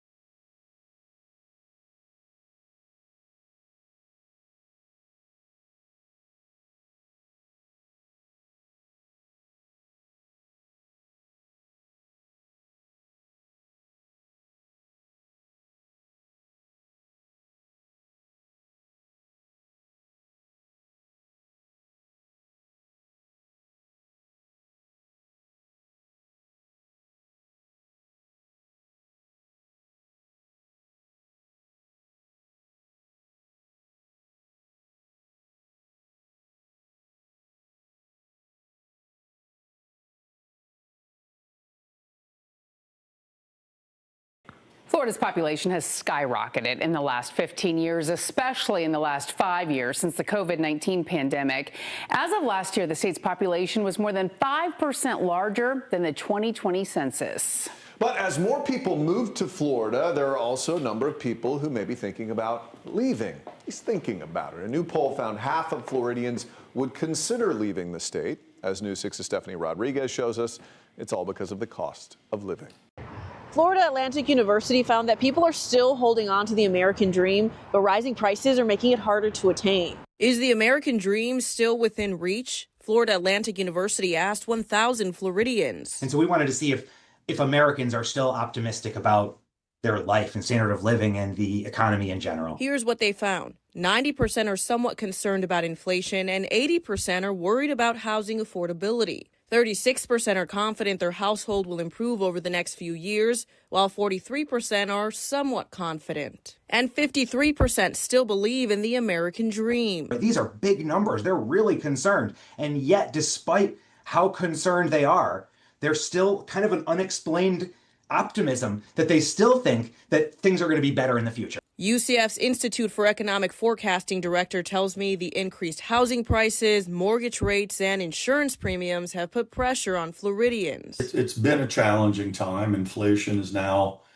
coming down. That doesn't mean the prices of everything go back down. It just means prices don't continue to rise at such a rapid rate. And that even though it's expensive, many people are still working, which could explain consumer optimism. Right now, the labor market, while hiring has slowed significantly, the unemployment rate, remains at historically low levels. While 53% would consider leaving Florida, Levy thinks it's a misguided perception. My kind of sense is that people are maybe falling for the grass is greener on the other side. Living paycheck to paycheck has also become the norm, according to this poll, with over 40% of people saying they currently do. Reporting in Orlando, Stephanie Rodriguez, News 6. All right, we want to check in now with meteorologist Jonathan Kagas. Just another glorious night on tap for us, and it's all lit up for us. It is, yeah. Full moon tonight, or near full moon tonight. It's going to be reaching peak illumination tomorrow. The supermoon officially at like 8 o'clock in the morning. It'll look full tonight. It'll look full tomorrow night. It's going to be the full beaver moon again, officially on the full side. Officially the supermoon at about 8 o'clock tomorrow morning. But again, we're going to get that taste of it tonight and tomorrow night. If you go out to try to see it, there will be a few clouds in the mix. Scan that QR code right there. That will take you to clickorlando.com/pins, or better yet, download, there it is, the free News 6 weather app, and you can submit your photos right on the app to us. We can show them tonight at 11. It was awesome last month to see it. Can't wait to see more pictures tonight. So again, clickorlando.com/pins or the pin it section of the free News 6 weather app. Another supermoon coming up. It's just its closest approach, and it's all relative. So that's why you can have multiple in one season as it makes that approach. We'll have the cold moon. You can consider why it's considered the cold moon, or why it's called that, because it's in December and it's obviously cold. We're going to get to chill a little early. Again, we had the coolest, of course, Halloween since back in 1992, and we're going to have another fresh batch of cold air coming early next work week. As far as tonight goes, it's going to be nice and quiet, in and out of just a few clouds tonight that may obscure a little bit of the view of the near full beaver moon tonight. There's 5, 6 o'clock on your Wednesday morning going into work. I think most of us are clear, especially the further west you are. A few extra clouds closer to the coast, and I think we all get in on some of those higher thin clouds pushing in late into the afternoon, into the evening as we get a little bit of extra moisture back into central Florida. Those clouds pose no threat to any rain, though. Here's a live look in Daytona Beach right now, looking very nice as the sun is going down tonight. Mid-70s, the breeze out of the north-northeast at about 10 to 15 miles an hour. Palm Coast, good evening. We are at 68. Denellen, we're hanging around 70. Melbourne, we're back to 75. Cocoa Beach, we are at 74 degrees. Now, tomorrow morning when you wake up, it's going to be cool, not as cool as we woke up to this morning, so you still might need the light jacket, but it's a little more seasonable. We're going to be running about 5 to 7 degrees above what we started today with when compared to tomorrow. 59 in Groveland. Kissimmee, we're back to 63. Oviedo, we are at 62. Now here's a look at your afternoon. Your forecast is sponsored by Publix. High temperatures back to the lower 80s as we continue our gradual warm-up through the rest of this work week. Back to the upper 70s in Palm Coast. Daytona Beach, we are at 78. Palm Bay, good evening. We are at 81 degrees with those extra clouds trying to slide through. We'll continue that warm-up again gradual. It's nothing too crazy, but we are going to be a couple of notches above normal as we get into Friday, then especially Saturday into Sunday. Then a very strong cold front changes everything come Monday. High temperatures are going to be back to the low to mid 70s. Forget about Tuesday. We may struggle to climb out of the mid 60s area wide. I think a few of us may be stuck into the upper 50s for high temperatures. After a start in the 40s for most of us, I think there will be a few upper 30s sprinkled in, especially areas northwest of I-4. That's next Tuesday morning. Here we go. 82 tomorrow again. 84 degrees on Friday. A few extra clouds. Very nice weekend. If you like it on the warmer side, this weekend will be for you. That cold front comes through on Monday. There are those morning temperatures, guys. Widespread 40s, and I think that we'll see a few 30s on the map when you wake up on Tuesday morning. All right, Jonathan, thank you. Well, after the break, 2 boaters are safe tonight after their boat caught fire. The Good Samaritan who stepped in to save them. Coming up in the morning, keeping people safe on the streets. The local city set to extend one popular security program. Plus, all the results and reaction from election night, both here at home and across the country. We'll see you for News 6 mornings starting at 6.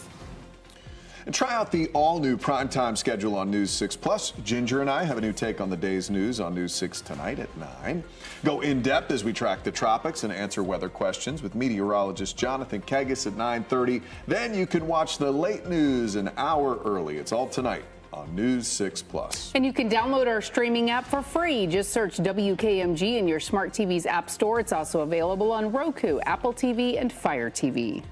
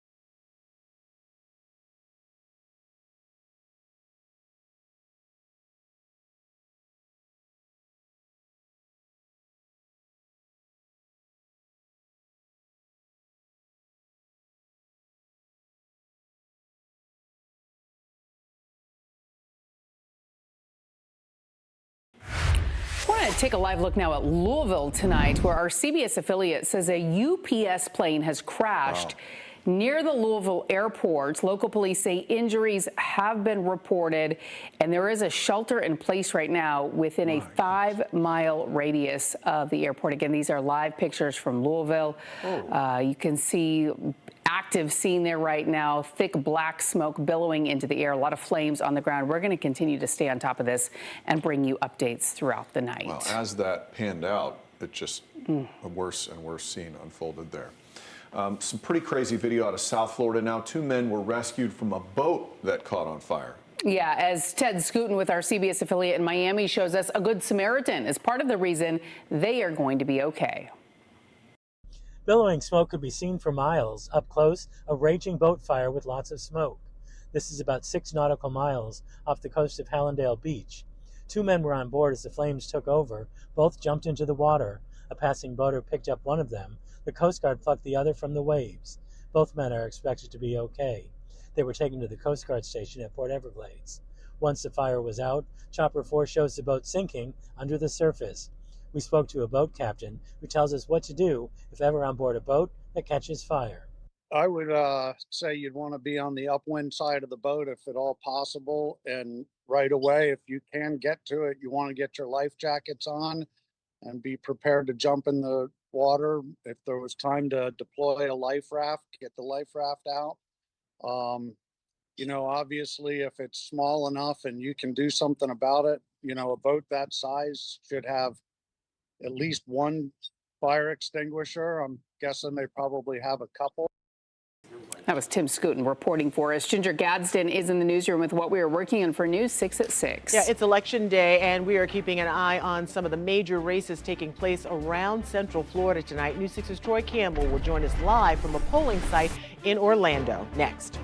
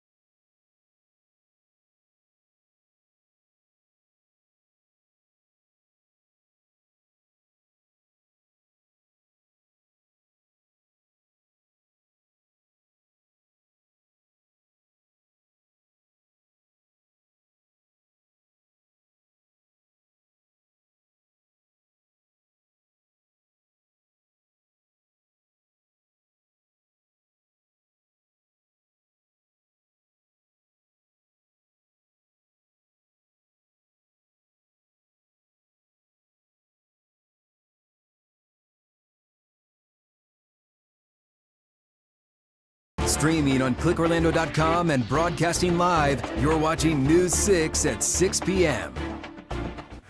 We have some breaking news just coming into the newsroom. It is some jarring video here, a fiery scene. We're told a UPS plane has crashed. This is just outside Louisville's International Airport in Kentucky. There is a fire here and smoke that stretches for a really long distance. It looked like that plane may have touched down and just dragged or tumbled along the way there. Louisville's police say injuries have been reported. They haven't been giving out numbers just yet. As you can see, the flames are still active and there's still a lot happening here. There's a shelter in place for all locations within 5 miles of the airport. The Kentucky governor just sending out a post on social media saying first responders are on site here, and the state is going to share some more information as it becomes available. Of course, we're going to stay on top of this for you. We'll keep bringing you pictures and updates as we get them in. Just an awful scene, though. There is now less than an hour for you to cast your vote this election day. Polls close at 7 o'clock, and there are some major races happening all over Central Florida. Yeah, in the city of Orlando, you might be voting on your district's next commissioner. Many people are. Here's the map for District 1. That includes neighborhoods surrounding Orlando International Airport. This race includes incumbent Jim Gray. In District 3, which covers Lake Nona, College Park, and Baldwin Park neighborhoods, this is a 5-person race to replace outgoing Commissioner Robert Stewart. But one of the most contentious races is in District 5. Suspended Commissioner Regina Hill is fighting to get her old seat back from interim Commissioner Shan Rose. Here's a map of District 5 covering communities like downtown Orlando and Paramore. News 6's Troy Campbell is live at the polling site in that district, giving us some insight on the voter turnout for this one. Troy? Well, Matt and Ginger, we are at the Rock Lake Neighborhood Center, and I can tell you, we've been out here for a few hours, and it has been a steady flow of cars coming in and out of here. There's also people holding signs. Once we pulled up, we also spotted current Commissioner Shan Rose. She was standing right here on the sidewalk, courting in voters. This is also the exact location where former Commissioner Regina Hill came and cast her vote. Have about 1 more hour left until the polls close. Of course, this is to figure out who will take on that seat into the next term. Now, there are 3 candidates in District 5. That includes suspended Commissioner Regina Hill. She was arrested in 2024 for elderly exploitation and mortgage fraud. This prompted Governor DeSantis to remove her from office. That's when current Commissioner Shan Rose ran to take over that seat. She's held on to it ever since and is now challenging Hill today to keep that seat. There is also a 3rd candidate, community activist Lawana Gelzer. Now, we did speak with the current Commissioner Shan Rose about why she deserves to keep her seat, and earlier today we spoke to former Commissioner Hill as she voted here at the community center. Take a listen. I only voted for myself 3 other times, but this one means a whole lot more because, it's been a journey, and for me to be on the ballot, for the people to decide to send me back to City Hall to do the people's business, and just knowing that God still favors me. Letting people know that I'm here to serve everybody. It's been a breath of fresh air, and that's what I heard. That's what I've been hearing, and we'll show them the results. What are you hoping for here this evening come 7 p.m.? That everyone says they want to keep me, and we get another 4 years to do great things here in District 5. All right, you heard that. All focus will be on 7 p.m. That's when polls close here, and we are expected to get some of those results. So people have about 1 more hour here. And of course, once we get those results, we will update you right away. Live in Orlando, Troy Campbell, News 6. Back to you. Troy, thank you. With polls set to close in less than an hour now, let's take a look at the current voter turnout. According to Orange County, only a small percent of voters cast their votes so far. Less than 10% of ballots were from early voting. There's also races happening in Volusia County, Lake County, Brevard County. You can stay up to date with every result by heading to clickorlando.com. New developments tonight in a case that's been in the spotlight for months. The estranged wife of suspended Osceola Sheriff Marcos Lopez will stand trial next week. Robin Severance Lopez is facing 2 counts of conspiracy to commit racketeering. It's all in connection to an illegal gambling case that Marcos Lopez is also charged in. Nearly 2 weeks ago, she was rearrested and accused of lying on an application to change her bail conditions. Following her initial arrest, Severance Lopez is now set to face a jury next week on her original original charges. A pretrial conference is set for Thursday, and the trial is expected to begin Monday with jury selection. Meantime, the case against her estranged husband and suspended Osceola County Sheriff Marcos Lopez will continue next month during a status hearing on December 2nd. You can read all of our coverage on this case right now on clickorlando.com. We're learning the state has updated its ongoing audit of Winter Springs, where the city has been accused of mismanagement and misspending your tax dollars. The mayor has been defending those claims, but some people have remained frustrated. Your Seminole County community correspondent Catherine Silver is at City Hall with the latest review. This is the latest letter from the Auditor General's office, who has been looking into how the city is being run. And while one of the leaders of the local community association says this reaffirms many issues from previous audits, the mayor tells me it shows how the city has responded and the progress that they are making. The latest findings from the Auditor General's office give more insight into what's going on behind the scenes at City Hall, where leaders here in Winter Springs have been working to address 8 key issues, 7 of which the city says have been fully or partially corrected already. They found no malfeasance, just simply told us things that we already knew or made some best practice suggestions. We asked the mayor about one issue that the state says hasn't been fixed yet. The half-century-old wastewater plant that continues to rack up thousands of dollars in fines. We have replaced our wastewater and potable water contractor that operates those plants, and we're well underway to replacing those plants. And there's still concerns about how the city has spent its share of the penny sales tax money. The state's follow-up found $103,000 spent on hurricane recovery was not specifically allowable pursuant to state law. I would disagree. These are best practices that they're recommending. There's no misappropriation or misspending of funds. These are all the systemic issues that we've been highlighting for many, many years. Jesse Phillips, co-founder of the Winter Springs Community Association, has been vocal about what he says are ongoing problems that have not been fully addressed. They did some superficial things, adopted some policies, which were good, but the systemic issues are still there. The lack of transparency, the issues with the wastewater, the toxic culture in City Hall. What do you hope the end result of this process is? I hope that they acknowledge that the things we've been doing and the way we've been operating is going to change. Do you agree that there is room for improvement and changes that should be made? Absolutely. We've improved. We will continue to improve, and we'll always be open to listening to reasonable best practices. The latest findings also include corrective actions that the city should take and requires the mayor to respond within 30 days. We reached out to the city and they tell me they've already started designing and replacing the aging wastewater infrastructure and expect construction to start next year. In Winter Springs, I'm Catherine Silver, News 6. A community effort to stop a school district from potentially closing its only elementary school had a big gathering this afternoon in hopes of supporting their cause. Yeah, your Cape Canaveral community correspondent James Sparvero joins us after a town hall with parents, council members, and school district leaders. Concerned parents of 270 students pleading with their city and their school district to keep the city's only school open despite declining enrollment. I just stepped outside of a town hall here at Cape Canaveral City Hall. Listen to what some emotional parents are telling the mayor and the Brevard Public Schools superintendent. So for his school to be in the possibility of being shut down is absolutely devastating. Cape View Elementary School families told their leaders more about why they want to keep their children's school open. The district is considering closing Cape View at the end of this school year and then sending students to Roosevelt Elementary School, 7 miles away in Cocoa Beach. We've got a school that went from 400 kids down to 200 kids over 10 years. What are we going to do? The district blames Cape View's declining enrollment on an older population. In Cape Canaveral, the average age is 59 now, and on vacation rentals.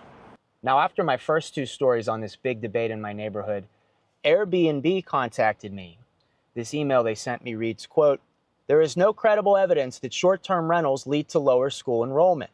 Recent reporting also shows public schools across Central Florida are experiencing declining enrollment as families take advantage of Florida's Universal Voucher Program, which pays for eligible students to receive a fully funded private or homeschool education."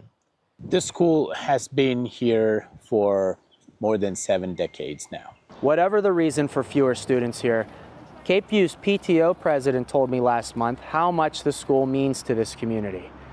I've been all over the world, and I've never seen a community and a school that is this well done, tight-knit, and just good. Mayor Wes Morrison has told me that he supports the parents who want to keep the school open. The school board takes up this debate again in a meeting on the 18th. Our coverage will continue then. In Brevard County, I'm your Cape Canaveral community correspondent, James Sparvero, News 6. Nice quiet night tonight. Our gradual warm-up going to continue into tomorrow, into the week ahead before the next round of cold air, coldest of the season blasts in. Early next week, we'll have that part of the forecast coming up at about 6:17. Lewis. I'm News 6 investigator Lewis Bolden. A Central Florida couple is out of thousands of dollars after applying for a loan online. The couple believes their bank did not support them, but the bank says customers should be vigilant about scams. We'll have the story coming up. This portion of the news is sponsored by Advent Health, helping the communities we serve to feel whole.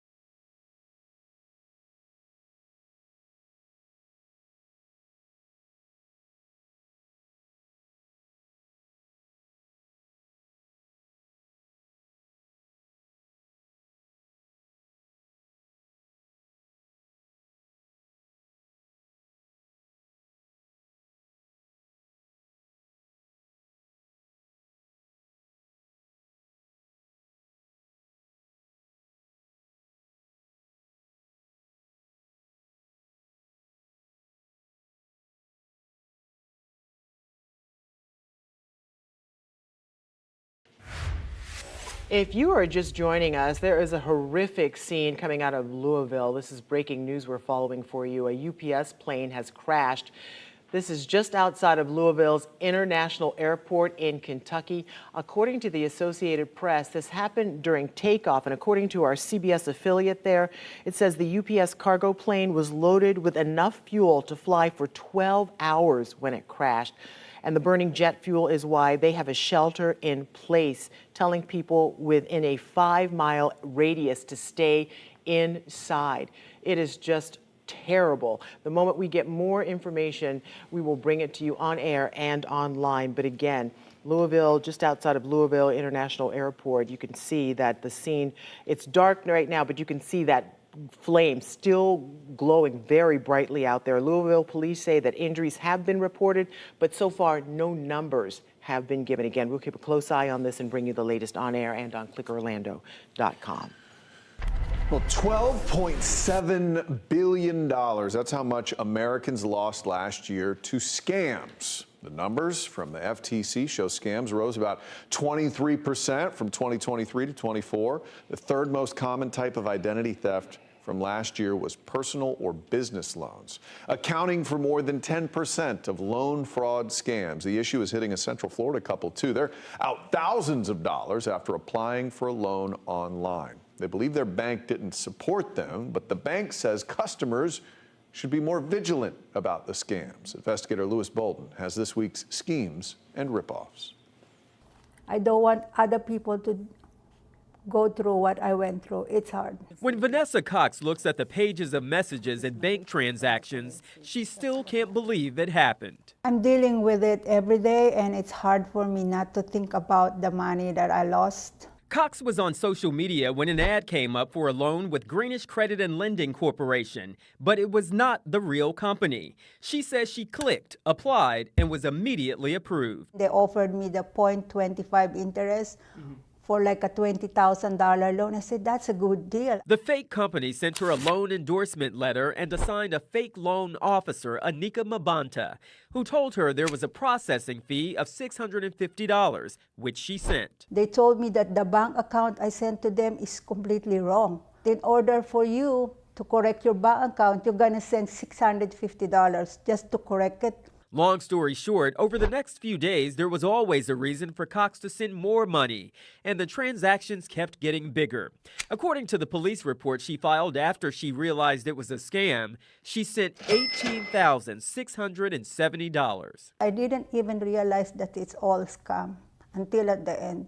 Many of the transactions were made with her debit card. When she tried disputing them with her bank, she got this letter saying there was no unauthorized activity and her claim was denied. I feel like abandoned by my bank because of my bank refused to help me. News 6 contacted Capital One. A spokesperson said they cannot discuss individual clients, but sent us this statement reading in part, "We are committed to protecting our customers and their finances, which includes attempting to recoup funds when we are able." End quote. If you've been the victim of a loan scam, experts say file a police report, watch your credit report, and consider a credit freeze with all 3 credit bureaus. Remember, don't fall for the scheme, don't get ripped off, but if you do, email me at theinvestigators@WKMG.com. I'm Lewis Bolden, News 6. All right, we're going to check in our forecast right now. The thing I'm excited about tonight, Jonathan, is that there's another supermoon out there, and it's already kind of dark, but it looks nice behind you there. Fantastic outside. We do have a few clouds we have to do battle with tonight. We should be able to see the moon in and out of those clouds the next couple of nights, but there will be a few of them out there. It's a live look in downtown Orlando with our Light Orlando Delivering Hope Skycam. Otherwise, it is a nice quiet night. If you do catch a picture of the supermoon tonight or the near supermoon, it's official at 8 o'clock tomorrow morning. You can download the free News 6 weather app, upload your pictures there, and we will showcase them tonight on the news at 11 o'clock. Air temperatures back to the low 70s. The breeze out of the east-northeast now at about 10 miles an hour, courtesy of that area of high pressure sliding out to sea over to the Carolinas right now. The white lines represent the wind direction again into the Atlantic with that extra moisture with the wind over the Atlantic. That's what brought us the extra cloud cover we saw today as expected. Now tomorrow morning, because our breeze has now shifted back off the Atlantic, will be a little bit warmer, lower 70s, so a mild night for us along the Space Coast. Leesburg, we're at 60, mid-50s in Ocala, 56 degrees in Denellen. Now here's a look at tomorrow afternoon. Sponsored by Strata Air Conditioning and Heating. AC emergency? You ought to call Strata. Temperatures back to the upper 70s right along the coast, lower 80s inland. Rain chances at 0%. Pretty much right where we should be for this time of the year. Average high temperatures are around 80 degrees. Now, over the next couple of days, we're going to gradually warm things back up, likely to the mid to upper 80s right on through the end of the work week and into the weekend. Then things change big time. The jet stream, we're looking at the upper level pattern here, gets a little wavy, and you see the orange go back to the west. That's where the abnormally warm temperatures are going to be. And then this big dip in the jet stream to the eastern 2/3 of the country, that is going to deliver the coldest air of the season. By the time we get into Monday afternoon and then settling in on Tuesday morning, that's when we're going to wake up to potentially widespread 40s, and I do think the first 30s of the season, especially for us in Marion County, maybe in interior Flagler, interior Volusia, and then northern Sumter, northern Lake, that's going to be the best opportunity to flirt with the upper 30s. No matter how you slice it, it's going to be the coldest morning of the season so far, even beating out those couple of cooler days that we had just a few days ago for Halloween. Tropical outlook, we are looking good over the next 7 days. Temperatures back to the lower 80s over the next few days, warming up a little bit, mid to upper 80s for the weekend. And then there's that cold front, guys. Highs struggle to get out of the mid 60s on Tuesday. All right, Jonathan, thank you. Sports director Jamie Say is here. Jamie, we have Tuesday night lights tonight, huh? How lucky are we, right? I mean, there is a huge high school football game in Volusia County going on right now. Two teams are fighting it out for a district title. We'll take a live look at it next. And thousands of Central Florida kids play hooky to help Solar Bears hockey set a franchise record. Nice. That's on the way.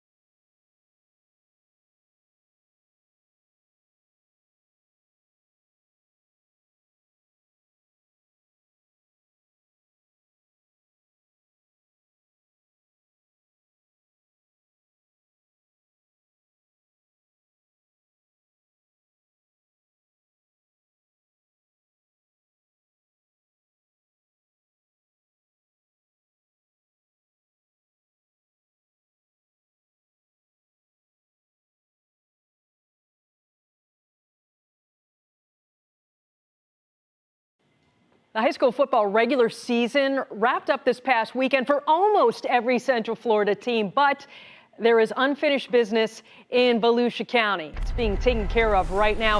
Here's a live look at Spruce Creek High School. The Spruce Creek Hawks are taking on the undefeated DeLand Bulldogs right now, resuming a game from September. This is live game action right there. This is past game action, though, because we're taking a look back on a stormy night in Port Orange. This was from September. DeLand built a 14-0 lead in the first quarter, and then Lightning postponed the rest of the action until today. So the game has been picked up from where it left off. Whoever wins this tonight is going to be heading into the playoffs as a district champion. I'm going to have highlights from the game tonight at 11. The Orlando Magic cap off their 5-game road trip tonight in Atlanta. They tip off against the Hawks at 8 o'clock. A win, and the Magic go 3-2 on the road trip, and even their overall record to 4-4. The guys just played the Hawks about a week and a half ago in Orlando, and Atlanta won that game by 4 points.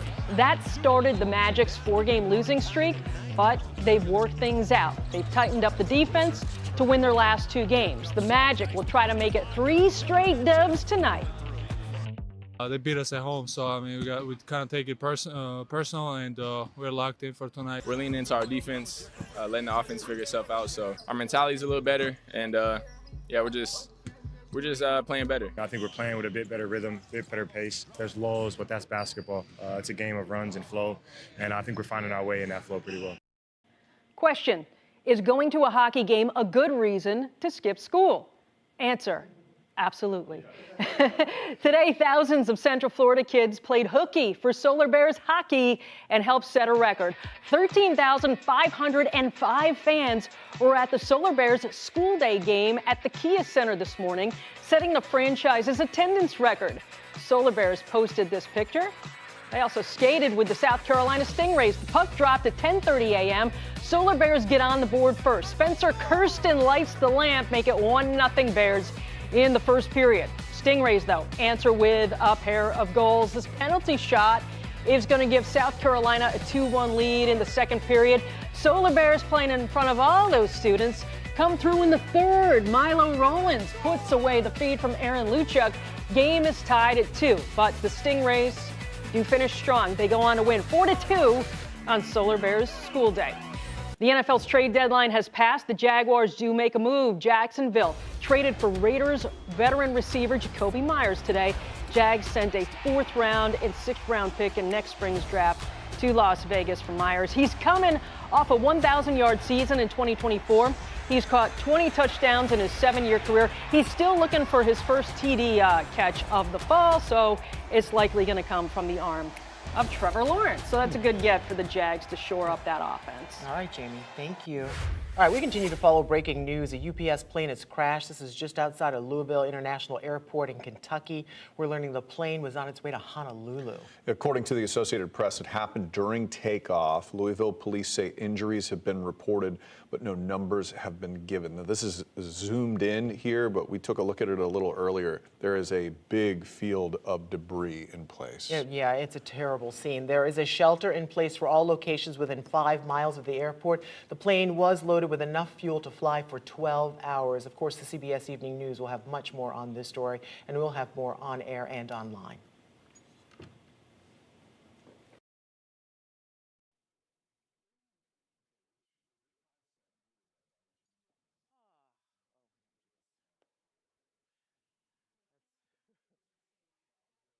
Paul Giorgio,